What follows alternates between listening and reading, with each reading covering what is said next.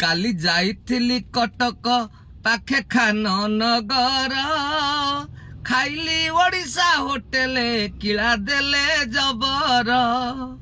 ପିତ୍ତଳ ବାସନ ଦେଖି ମୁଁ ସେଠି ହୋଇଲି ଭଳ ଜିଏସଟି ମିଶାଇ ଦେଲେ ଯେ ମେତେ ମୋଟା ମୁସଳ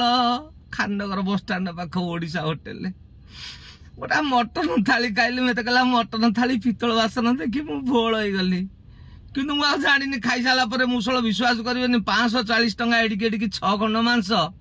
ଭାତ ଟିକେ ଛେଞ୍ଚଡ଼ା ଏତିକି ଆଉ ପାମ୍ପଡ଼ ଖଣ୍ଡେ ଡାଲି ବି ନଥିଲା ଆଉ କିଛି ନଥିଲା 3ଟାର ସମୟ ମୋର କହିବା କଥା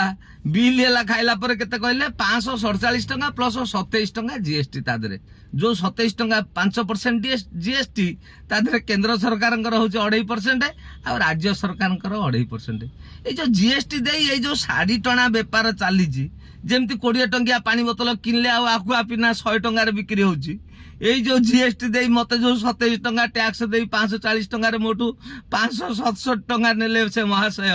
ଆଉ ମୋ ଆତ୍ମା ଏତେ ଖୁସି ହେଇଗଲା ମତେ 52 ବର୍ଷ ସତ କଥା ମତେ ତ କିଳା ନେଲା ଭଳିଆ ନାଗିଲା ଗୋଟା କିଳାର ବଡ ମାନେ କିଳାଠୁ ଆହୁରି ବଡ ଉନ୍ନତ ଧରଣର ମୁସଳ ମତେ ଦେଇଦେଲେ ଓଡ଼ିଶା ହୋଟେଲ ଇଲୋ ବୋପା ଏତେ କାଟିଲା ହେ ଧର୍ମ